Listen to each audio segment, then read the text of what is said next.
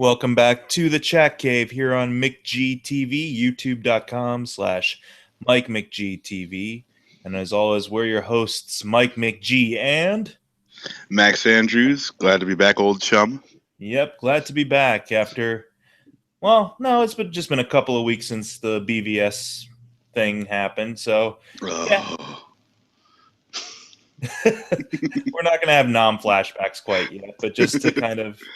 carry on. And this is something that actually Max and I have been talking about, discussing for a while, getting a little bit more in depth to stuff such as the direct-to-video market on DC animated movies and the direction that they've kind of taken the focus for a bit. Because every once in a while, like the DC animated movies will, do a very faithful adaptation of some kind of source material, be it Batman The Dark Knight Returns or The New Frontier from Justice League, or God, where's some others? They're doing Killing Joke now. Yeah, the Killing Joke, which I'm sure we'll talk about at some point when it arrives, I think in the summer.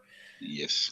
But it wasn't until this recent chain of movies that they began to kind of, I guess, serialize a specific DC brand for animation, and it's focusing very much, or takes inspiration very much from the New 52 reboot. Yeah, and you could say with they had a couple Batman Superman animated features that came out that drew pretty heavily from the comics, and there was a couple of those, but I think there's up to 4 now of the New 52 style ones, so it doesn't really hold a candle to what they got going now. Yeah. Oh, yeah, you're right. The what was it? Public Enemies and Armageddon, I think, is what it's called. Yeah, because that actually followed the Superman Batman comic book storyline for a while. But yeah, that was like 2 movies compared to, I think they have like 6 or something in this New 52 universe. 6 or 7. Yeah, 6 or 7. Wow. And we're actually going to, because this is a Batman podcast, focus on the very Batman-centric additions to this series, even though, let's face it, Batman is probably the highlight of all those movies. Yep. Hands down. I mean, we might be a little biased, but I'm pretty sure that's just categorically true.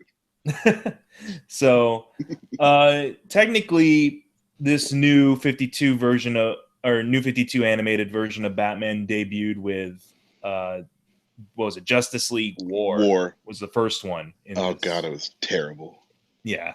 But not to get into that, but it introduced us to this new 52 design Batman, but also this voice actor, or this actor, Jason O'Mara, who took over the reins of Bruce Wayne and Batman for this specific universe. And I was kind of looking up some of his previous credits, which include, I mean, he's done a lot of TV work, stuff like Grey's Anatomy. He was on that show Terra Nova for a while on Fox, and The Good Wife. He has, I guess, a regular occurring appearance on there. All right. So he was mainly TV work from the looks of things, and I guess this is his first actual foray into some voiceover. And so what do you think of this new Bat voice? I mean, to the guy's credit, he's got huge shoes to fill. Mm-hmm. In a world where Kevin Conroy exists and does the voice of Batman, you really gotta bring something else to it. And I'm not a fan of O'Mara, the Batman voice. I think it's a little too soft. And so I'm not a huge fan of it, but he doesn't do. It's not like he ruins anything. Yeah, he's definitely trying his best, and it's his take on it. Right. So that's good, but I'm not really a fan, and I feel like if you can get Conroy, you need to get Conroy. Yeah, I have a feeling like, especially since in the Flashpoint Paradox adaptation they had Conroy as Batman, and you could argue that Flashpoint Paradox could lead into this universe, because that was what Flashpoint Paradox did for the comics too. Yep. Yeah, that's true. So yeah, that kind of it didn't confuse me, but I was very much in the same mindset as you. It's like, why not just bring Conroy back for that, since this could be kind of a direct tie-in to that movie as well. Yeah, I agree. Is that he doesn't do a terrible job. It You were saying kind of sounds soft. It sounds really forced, in my opinion. Honestly, like the thing is with Conroy's voice, and I want to say to with other voice actors who have tackled the role, such as Diedrich Bader from Brave and the Bold, Yeah, and I loved him in that. and I can't remember the actor's name who did him on Beware, but there was kind of this natural toughness and gruffness, this natural darkness to their voices that it didn't, even if they were trying, even if that was kind of a stretch for them as actors, it didn't sound it, it didn't convey it in their performance. And with him, I just get this feeling that his whole like, you got to watch out, Damien. Like it sounds very forced in his It's like performance. and please don't hate me for saying this, but it's very cartoony. Mm-hmm. And Yeah. it's not, even though we're watching cartoons, it's not what you want. Well, one of the staples of especially the DC animated stuff, stretching all the way back to stuff like the Bruce Timm animation, was that the voices always just felt natural. Like, yeah, they didn't feel like cartoon character voices because Andrea Romano, who I think has cast a couple of these particular movies at times. That's the other thing too. If she's not your voice director and casting director, then you have a problem. You've already messed up. I think there might be some inconsistencies with regards to her being in charge of that because, yeah, she has a knack. She's mentioned it before in interviews. Like, she doesn't look for cartoon voices. She looks for voices with character in them. And so whatever typically like the people would just naturally sound like would be the go-to for that character. And that's why a lot of stuff, especially in the Bruce Timm universe and in some of the other direct-to-video things, like I actually like Peter Weller in Dark Knight Returns. Personally, I thought he was a good choice for that specific type of Batman. Yep. But you find those actors that just naturally have that type of, I guess, character in their voice already. I mean, Clancy Brown would be another one I would pick, even though he normally does a Lex Luthor voice. Ooh, that would actually be nice, yeah. Or John DiMaggio, I would like to see take a crack at it. Mm-hmm. John DiMaggio, yeah, because especially after we've heard his Joker and he's got, DiMaggio's got amazing range. Oh yeah, throughout a bunch of things from say his interpretation of the Joker to Bender to a bunch of utility voices on other animated series. It's like, yeah, definitely. I'd love to hear his version of Batman, as it were. And I don't know, it's still focusing on the voice acting in this one. There are times where certain characters, the quality in their performance does it for me. Like I like Sean Mayer as Nightwing in these movies. That sounds like it sounds very much like what I would imagine Dick Grayson would sound like in this universe. Yeah, I agree. They had NPH doing the voice in the Under the Red Hood movie, and I don't know why, but like he fit for the role, but hearing Neil Patrick Harris took me out of the movie, But yeah, this one I really like the Nightwing on in these movies. Yeah, I believe that's something when the voice actor or when the actor, let's face it, is just someone who's way too identifiable with regards to their vocals that what you're saying, like, that's Neil Patrick Harris before you even knew Neil Patrick Harris was in it. Right. Essentially. And it takes you out of the world in that sense because you're just like, that's what kind of happened for me for a bit after Neil Patrick Harris made it big and stuff like Big Bang Theory. Like when he was the voice of Spider-Man in the MTV days, it didn't bother me so much because I really didn't recognize his older voice so much. I just knew him from Doogie Howser. Right. But then as soon as he got big with other stuff, I'm like, oh, that's Neil Patrick Harris. I hear him all the time now. But getting back to this one, like Sean Mayer, I feel does a Neil Patrick Harris like voice, but it's not quite as identifiable. Like it's its own thing. Well, yeah, I mean, like with Dick Grayson too, or with that, the Nightwing voice, he isn't like Batman. He doesn't have that gravelly, just like world weary voice. He's light and fun, and like that's got to come across for that, voice talent, and yeah, they killed it on this one. I really thought they did a good job. Yeah.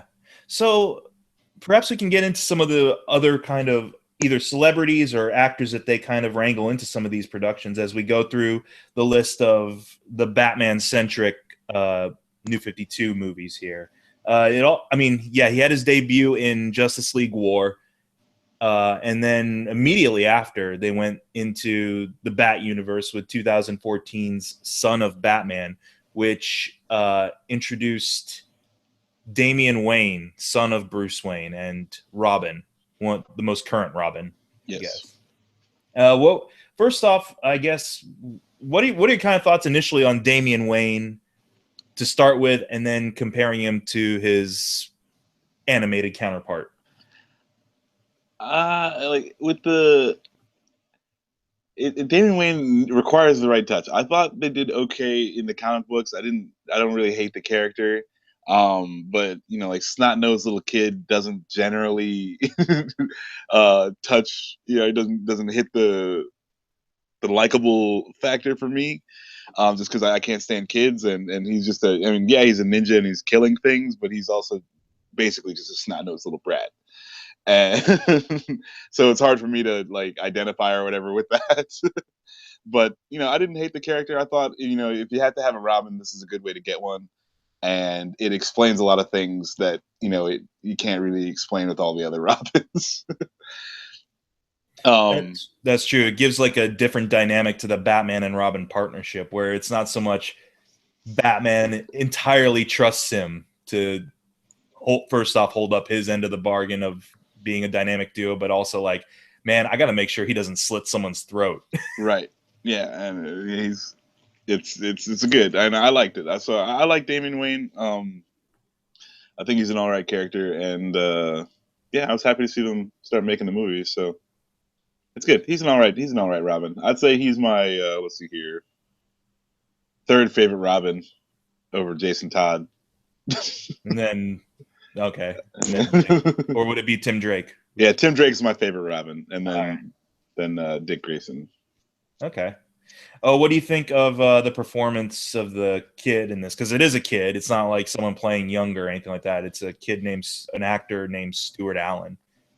Yeah, he does a good job. I mean, again, like snot-nosed little brat. You don't really. I think you get a kid to come in there and say some snotty lines, and that's pretty much it.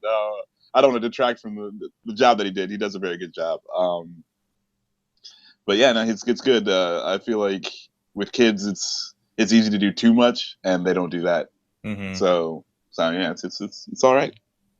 Yeah, I mean that's kind of my feeling on Damian Wayne, but also on Stuart Allen's performance overall. Is that, I mean, for a kid actor, he's actually pretty good with regards to his performance, and that you can't blame him for having to play a snot-nosed kid, like you said, to play an unlikable kid at times, because that's what the role calls for, and someone's got to do it. So I think he does fine. He definitely conveys that sense of entitlement that Damian Wayne has, and elitism.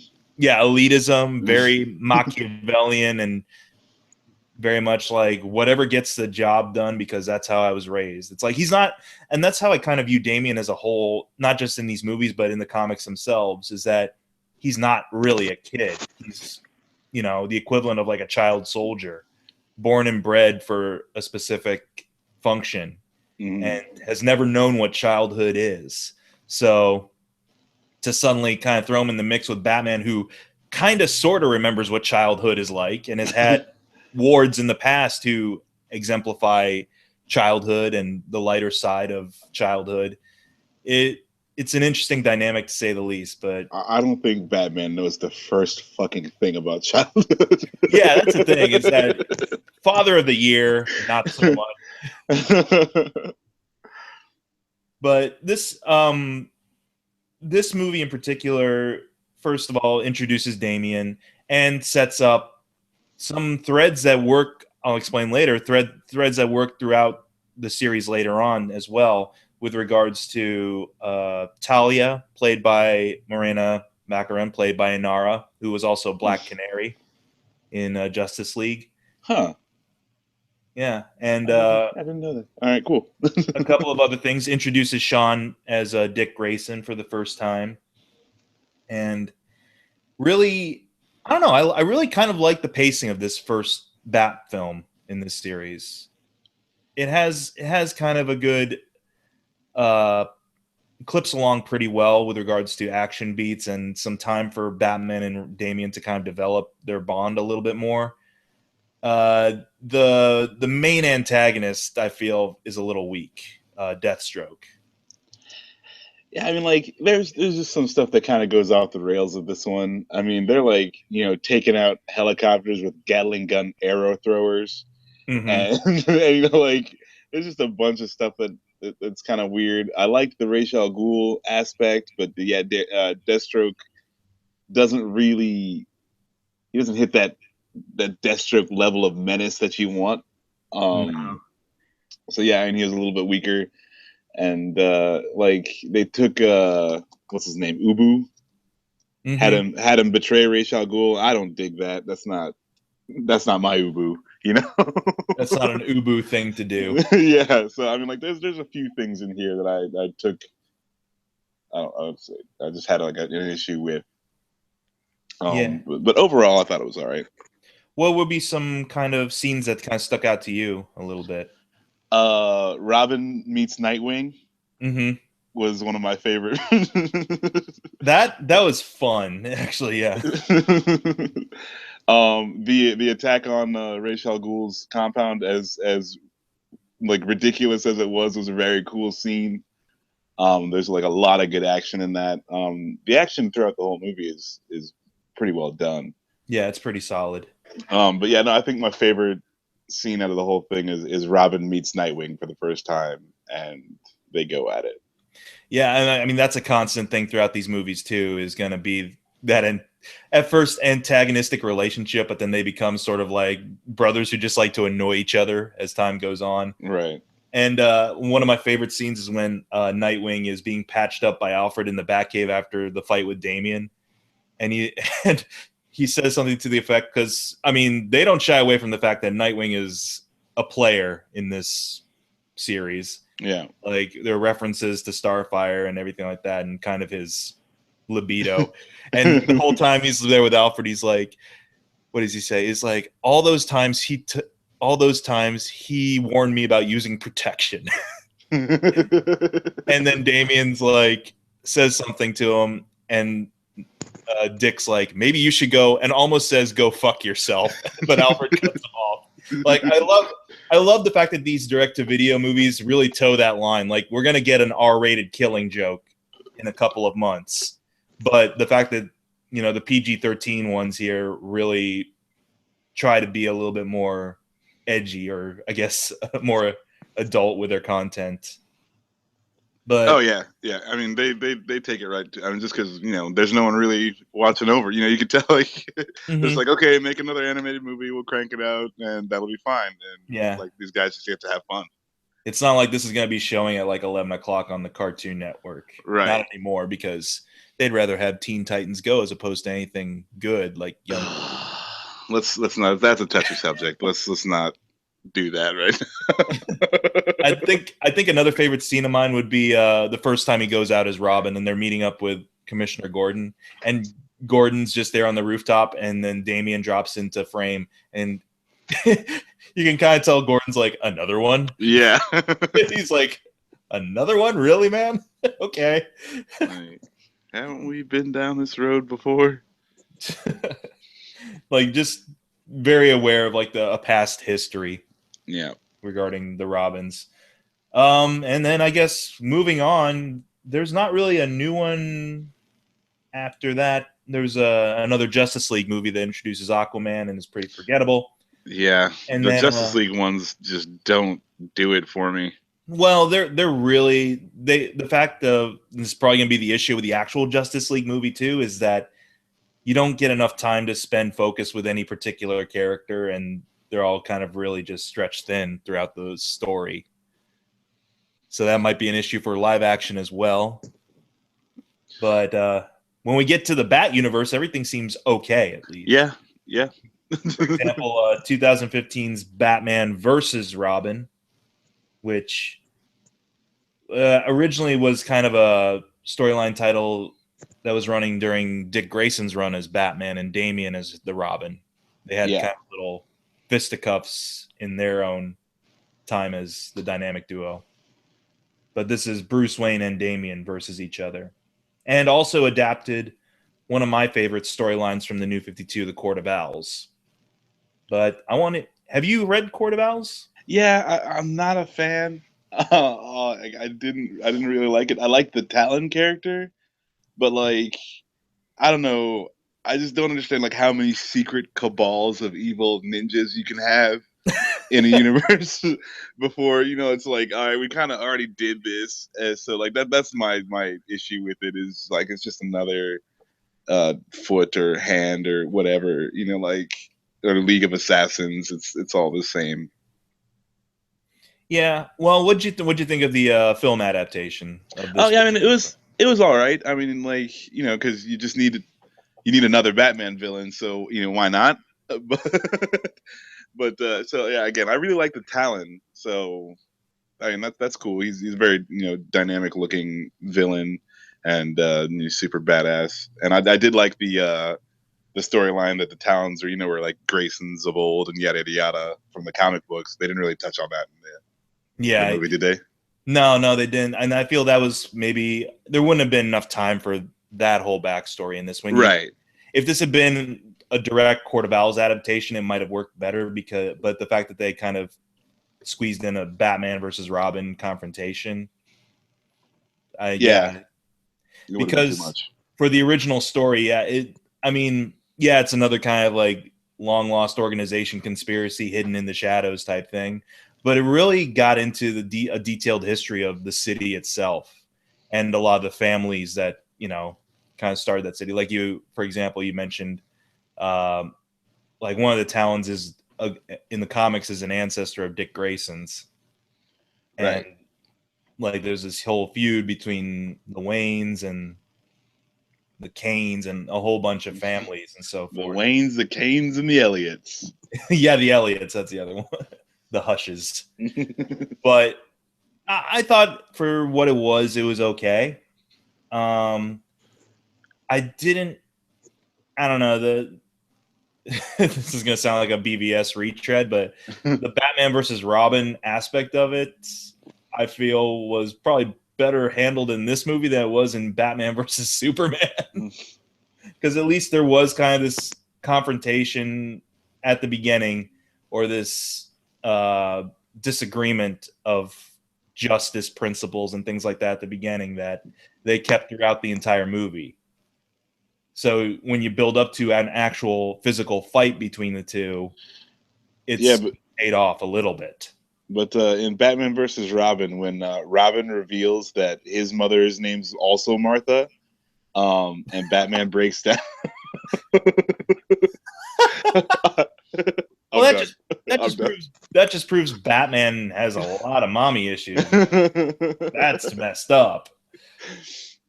But oh man, no, I thought this was probably the weakest one. Okay. I liked, and like, yeah, and again, there's some really good stuff in here. The voice acting is still solid. They had pretty much the whole same cast back from the first one, right? Yeah, and yeah, I don't know. I just wasn't feeling this one as much. I kind of don't like it too much when like the heroes struggle with each other. Like, again, it's the Batman versus Superman, yada yada, where they have the ideological confrontation, but it seems like to me like they would still work together. The whole point of being a hero is you're over that mess. Like, you can still do your job, and I don't know. So this one I was less interested in, or less, like, I don't know, did less for me. But I mean, it was still good, I think, for the for Batman, for all the it was a solid installment of the Batman. I guess I could understand that a little bit. Like, yeah, the heroes quibbling amongst each other gets kind of old a little bit. I guess I kind of viewed it because the scenes that kind of stuck out to me the most with this were the actual father-son moments they would kind of have from time to time, where, it'd be alluding to that he's actually trying to make an attempt at this. He's trying to make an attempt at being a father, and a fairly good one, but it's just not working. And that, that's where a lot of the conflict can come from too, is that Damien doesn't feel like he needs guidance. Bruce feels he does, but they both have to acknowledge that they're both pretty bad at this. Yeah, and it's weird because it's like with Dick Grayson, it's like Bruce Wayne was his father figure, or even though he already had a father figure, or with any of the other Robins, Bruce is more of the man that they're aspiring to be, versus Damien wants to be Batman. He wants that guy, and it's weird how they Bruce has trouble with that, because he's like, well, all the other kids were like normal kids, and I had to try to get them to be more Batman, and like this guy is too much Batman, and we need more Bruce. Mm-hmm. So like, that's the most interesting thing. I would agree with you on that too. It's funny you bring that dynamic up as well, because that's not only something that kind of gets explored a little bit in Bad Blood, but also there was this weekly series that came out in the past couple of months, called Batman and Robin Eternal, which explored primarily Dick Grayson, Jason Todd, Tim Drake, and then Damien comes into it a little bit later. And it revolves around this mystery from Dick Grayson's time as Robin, and how it ties into a present day catastrophe that they all have to kind of resolve without Batman, because at this point in the comics he's MIA. He's no longer around. And so it's funny you bring up the whole, like, that, I had to kind of convince them to become more Batman, like, because that's ultimately one of the big morals at the end of the story, was that it wasn't about, they all come to this realization that Bruce wasn't about wanting them to become like him, that it was more about wanting them to at least have some kind of resources or have some abilities at their beck and call, that they would be able to forge their own destinies, type of thing. But like, when you match that up with someone like Damien, who was, again, born and bred to at do one that. yeah, at one point to replace him, or be his successor, that, how do you go about trying to deconstruct someone who's already in the Bat mindset in a way? Yeah. Good luck with that.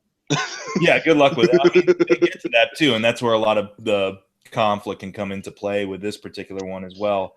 I like that they brought back Jeremy Sisto, who had his one and done with Batman in Justice League, The New Frontier. Like, he's another one I feel he had a pretty cool voice for it. Maybe it was a little forced, but I did like what he did for Talon. Yeah, I agree. I really like the Talon character, and yeah, no, it was good. The other thing I liked was Dollmaker at the beginning of this one. Mm-hmm. I thought that was pretty twisted, and again, here's them working that PG-13 rating, but it was pretty messed up what they had go down there, and it was a really interesting scene. I think I told you this before, but do you know who plays him in the film? No, I don't remember. Weird Al Yankovic. Oh, that is awesome. Yep.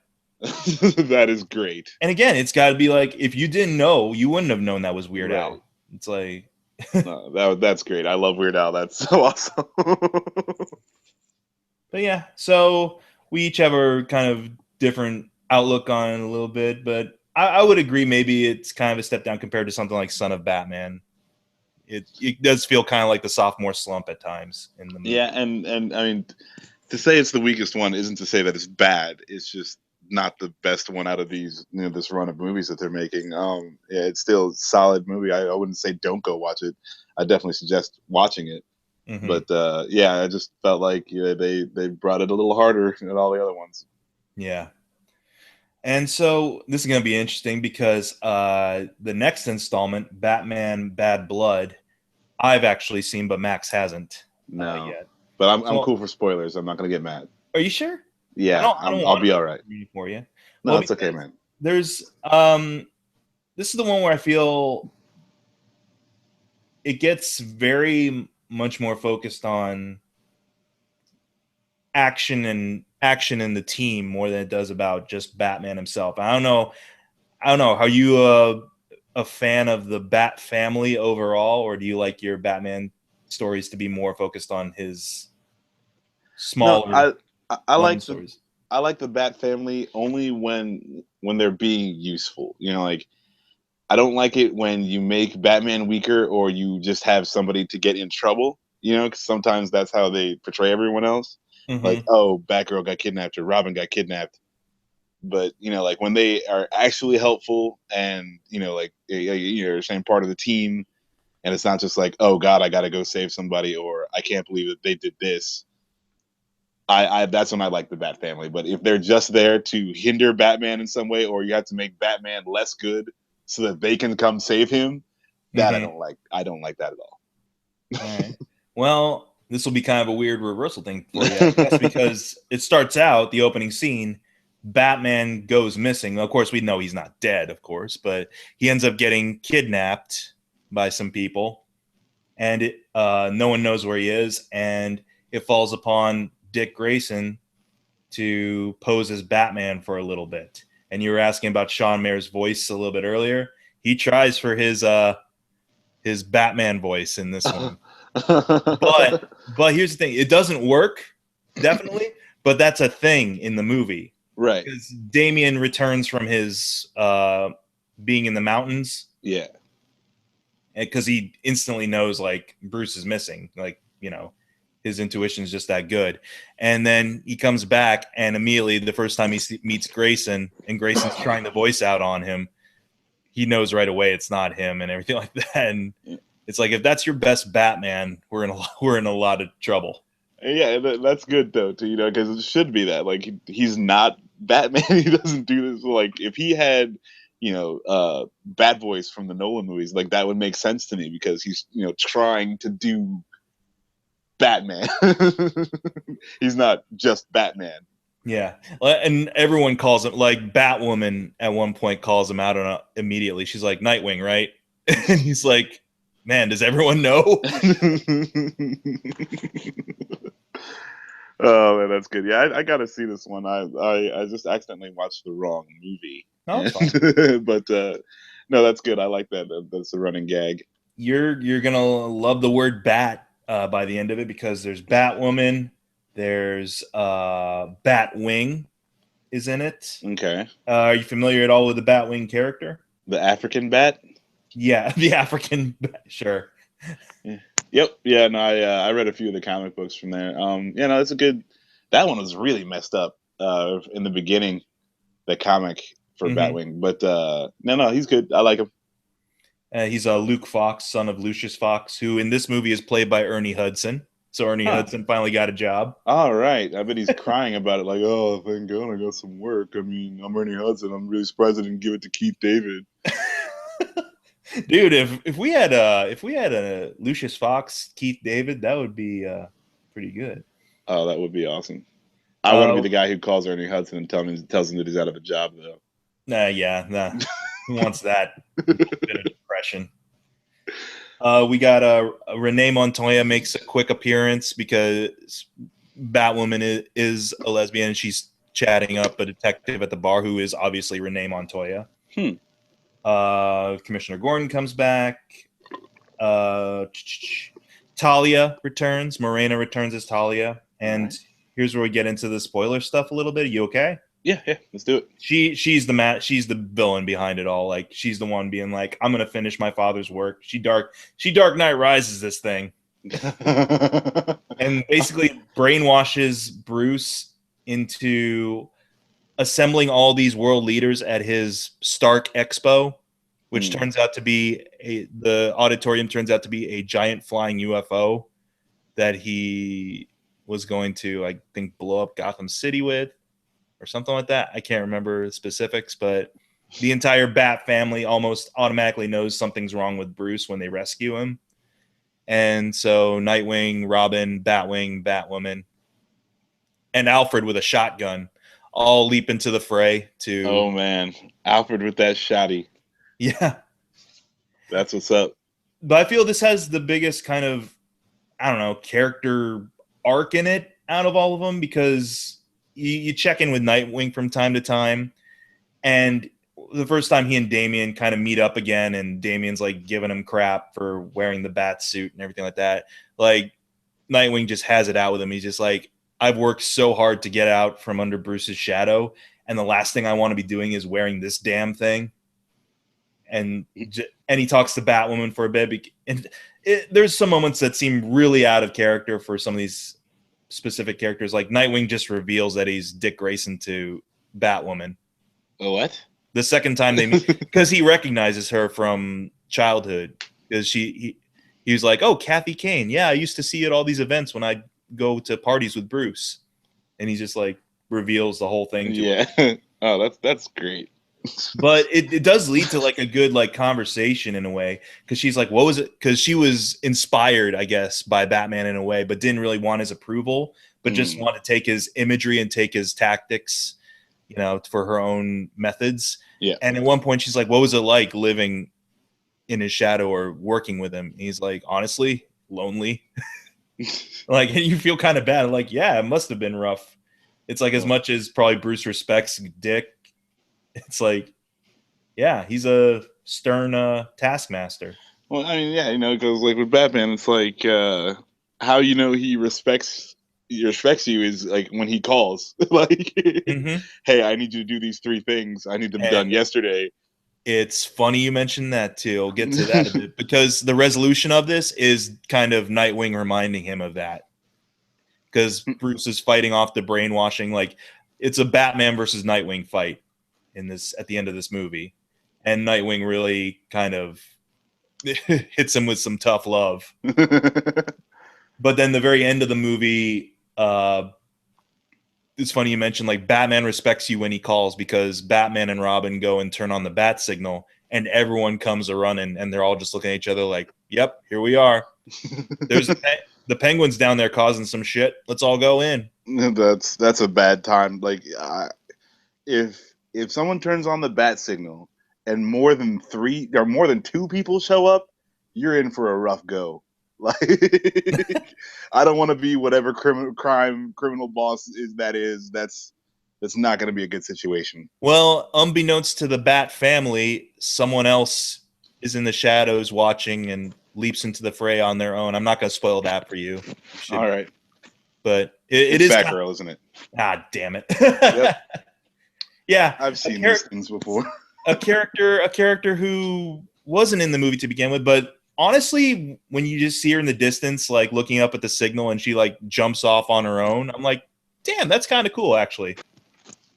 That's kind of a cool teaser. Sure. Yeah, and it would have been a bit much to have like everybody in this one, because this is kind of, I think, ripping off of Battle for the Cowl. A little bit, yeah, with when Nightwing being Batman, and so I'm like, yeah, so they didn't have Jason Todd show up, and they didn't have Batgirl in it, and for what's the movie, like 148 minutes? No, not even that long. No, it's most of these DTVs are about an hour and 20, hour and 30 at most.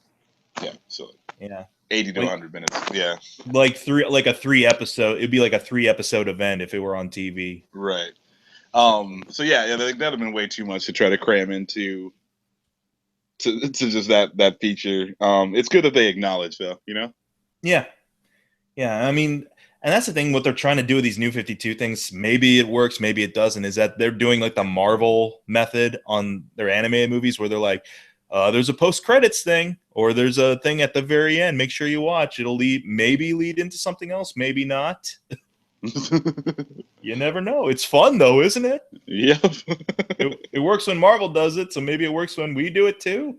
I mean, I'm always happy for anything extra, you know, so I appreciate the little post-credits things. Yeah, I'm not going to lie. That Batgirl moment does it for me. I'm like, cool. Good to see an animated Batgirl again. Sure, why not? So that brings us to the one that the one you saw by accident, but I feel is still relevant because it was just recently released. It has to do with the DC universe, and you know, you could argue that it is very Batman centric because Robin plays a big central role in it. So why not? And that's a little Justice League versus Teen Titans. So, why don't you give me some of your thoughts, maybe about Teen Titans or about this interpretation of the Titans or whatever? Yeah, I mean, like with all the Teen Titans back and forth, what they're doing with the TV shows, I was really nervous about this movie coming out because I thought it was going to be like a 90-minute Teen Titans Go episode. Mm-hmm. But no, they they're keeping it along with the new 52 style. All the animation's the same. We got they introduce all the Teen Titans, so there's a bunch of new actors. It's good to see Nightwing and what's her name? Starfire. Starfire, yes. It's good to see them interacting. I liked Raven. I liked the voice acting for that. Yeah, this story, it's all the good stuff from the original Teen Titans TV show. It's Raven and Trigon and all that good stuff. John Barenthal is Trigon. That's pretty awesome. Yeah, it's good. I really like this one. Yeah, I kind of enjoyed it for what it was, and you know what? There was some actual development when it comes to a character we've been following for a while happening here. Like it finally seemed like a lot of lessons were finally sinking in for Damien, especially in that like, here's what it's like to actually rely on others and be a team, and he finally comes around to that, but almost by the end of the movie. At least he's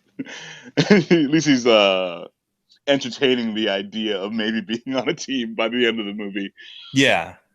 It is kind of funny to watch him try to blend in with everyday teenage life, like when they're trying to R&R at the dude, boardwalk. mandatory fun was the worst part of the movie. Oh, was it? You didn't feel like the movie just dragged to a screeching halt?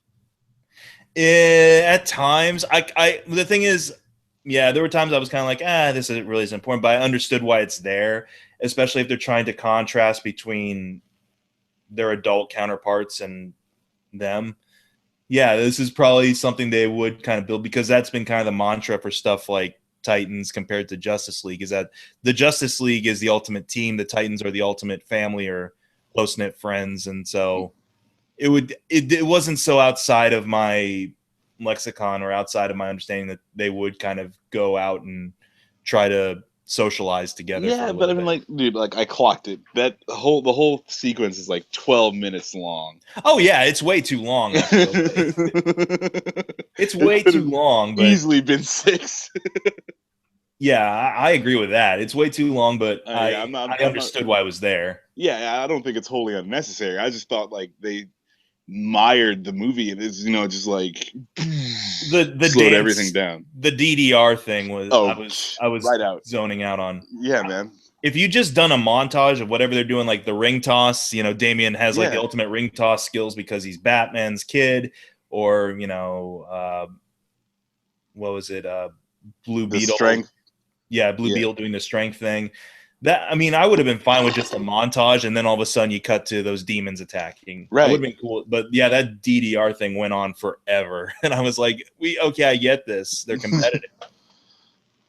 Yeah, that was bad. The worst part of the movie, but I thought the humor in this one was much better, Mm-hmm. and like I was actually laughing out loud to a bunch of the jokes. Um, and that's something I didn't really get from any of the other movies, and I really like that in this one. Like, there's just a lot of good here. Not to say that it's a comedy, but like when they exploited the comedy, it really worked for them. It is light, yeah. Well, because Teen Titans has always been kind of that lighter fare. Just going off of the original animated series roots, is that as much as they would kind of have cool action and dark times, that they would have time for some jokes that really landed. Yeah, And yeah, I kind of felt it was a good kind of tonal shift, as it were. Especially since I don't know, the Justice League stuff really wasn't doing anything for me. no, I was like, okay, I'm glad like Superman's not completely useless in this one. Like he actually puts in an effort. But um, first soldier down. yeah, yeah. My favorite moment in the whole movie is when Batman gets possessed by the demon, and then like, bam, hits himself with a neurotoxin. Like Mm-hmm. There's no way that was the most Batman thing they've had in any of these movies. It's like zero time to think. He does not play around. He's like, nope, yeah, take me out of the game. Automatically knew what to do, everything Yep, like that. had it in. He's like, okay, I might get possessed by a demon. I might need this neurotoxin. But of course, sad thing is, of course, is that because of that, he's out for the rest of the movie until the Right. very end. But I was just like, that is the most Batman thing they have ever done. And to kind of bring back again, like I said, a long running theme, that the Ra's al Ghul conflict. What'd you think of that? Did it seem a little forced, or was it? Yeah, I I thought that was the weaker one. For Damien, like the weaker part of his journey is having to get over, his grandfather and his legacy or whatever. Mm-hmm. Um, Well, yeah, it felt kind of shoehorned in. especially if you'd seen Bad Blood, you would have felt like, okay, I think you would have probably worked through some of these issues by now. Right. I mean, even not having seen it, I felt like he would be past this. Mm-hmm. Like this shouldn't be the issue now. Yeah. But I mean, otherwise, again, the one thing I will say about all of these is that the action and the animation is really like tight Yes, throughout all of absolutely, these. I agree. And honestly, with the exception of, again, Jason O'Mara as Batman, a lot of the voice acting is pretty top notch as well. And it's not that Jason O'Mara is terrible. Again, like we mentioned, it's just that it doesn't feel right for Batman. Right. Yeah, no, he does a good job. Like I said, it's his take on it, and at the very least, he's not trying to be somebody else, and which I wouldn't appreciate. I don't think anyone would appreciate him trying to do his best Kevin Conroy. Mm-hmm. So because otherwise, like we would just want Kevin Conroy. Yeah. So I like, yeah, he does good work. It's just not the right fit. I would agree with that. Yeah. Which, I mean, we're going to be getting soon with Killing Joke, thankfully. It's like Ooh, yeah. you can't do that story without Conroy or No, Hamill. no, it had to be those two. And Tara Strong as Batgirl too is coming back Oh, soon. good. I think she is one of the best voice actresses I've ever heard. Like she's got a very wide range. Like if you look at her catalog, like Mm-hmm. it's ridiculous all the stuff she's in. Oh, I agree. Yeah, I love her versatility with all those various characters. And the one thing though, we're kind of straying off of this, but there's not really much else to say about the New 52 animated universe other than where do you think they'd go next? What do you think the next Bat adaptation would be if they decide to? They kind of tease a Judas contract thing at the end of Justice League versus Teen Titans for that. I think that's where they would have to. I mean, because I don't know. Again, 'cause that's if they want to do a Teen Titans kind of thing. That would go if they could just handle that. That For Batman, hmm. I know the Teen Titans thing has been something they've wanted to do for a while for animation, but they never knew how to. But with regards to Batman, yeah. I'm not sure. I'm not sure where they would go after this. I'm trying to think of something that. I don't know. If you're doing Yeah. Killing Joke though, would you even try something like Endgame or I mean, like, I don't. I would kind of like to see them go over if they did like the Dark City run from the New 52, where like the Riddler kind of takes over and Zero powers Year? Zero Yeah. Year. That's what I'm talking about. Yeah. I would like to see them go for that. That would be kind of cool actually. Cuz I mean as much as I'm okay with Damian being there, it's like let's not have him be the focus for a movie for once. Yeah. It's like let's actually get back to Batman being kind of the sole focus. Now that we have established a bigger family, it's like yeah, let's take him back to the roots in the New 52 Zero Year.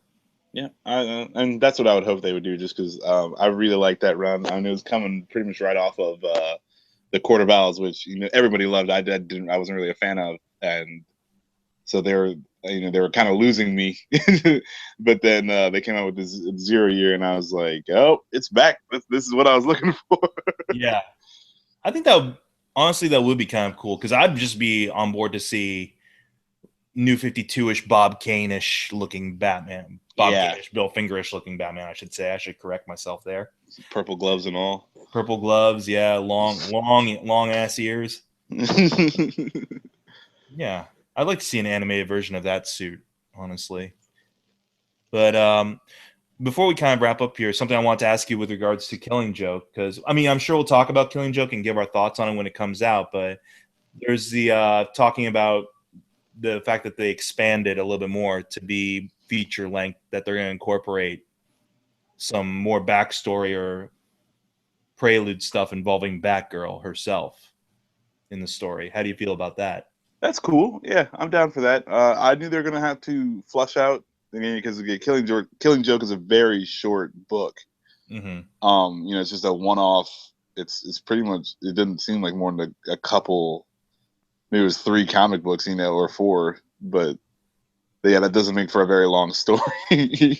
So yeah, I thought they would do more Joker, but focusing on Batgirl is, that's good too. I'm down for that if they want to do kind of like a Batgirl origin or even just a day in the life kind of deal, so you can get the feel, and it holds more weight when the tragedy strikes. Nice. Yeah, I think I'd be okay for that. I understand. Hopefully Alan Moore is okay with it. Yeah, I don't think he's liked anything that anyone has ever adapted to from his. Yeah, you like the adaptation Bruce Timm did of The Man Who Has Everything. Oh, okay. Well, then there you go. But then again, yeah, that was a short story, and that was a half-hour episode, so that works.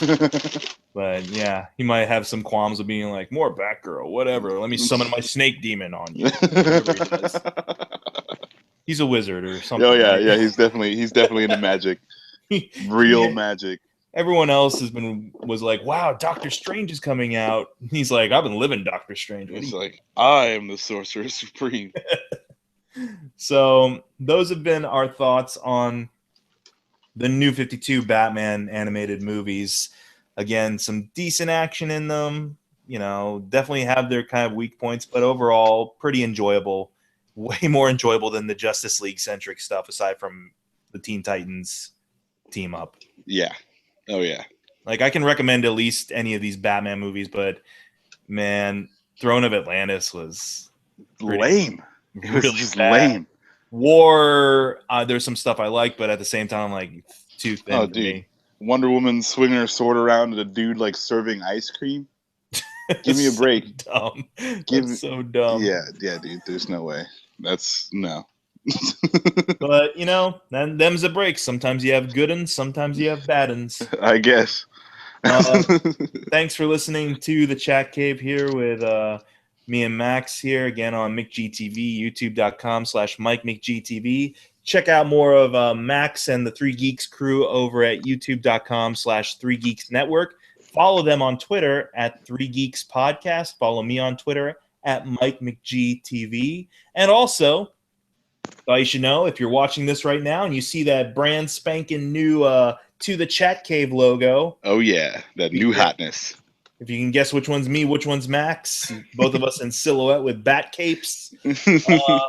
We have that logo available for purchase on things such as shirts and cell phone cases over at TeePublic. tpublic.com/user/MikeMcGTV. But also check out some 3 Geeks apparel over at tpublic.com/user/ I believe you guys got to get down to 3 Geeks. It's like affiliate _3 geeks something. I'll put the links in the video below. Yeah, go check it out. Buy yourself a shirt, buy yourself a cell phone case or whatever. Take a picture wearing said shirt or holding said case and send it to us. We love the love. So, oh yeah, thank you. Feeling the love, feeling that bat love. And yes, Dick Grayson, I did bring protection. Okay, that's weird. Yeah. Anyways, hey man, that's how Dick gets down. That's how he gets down.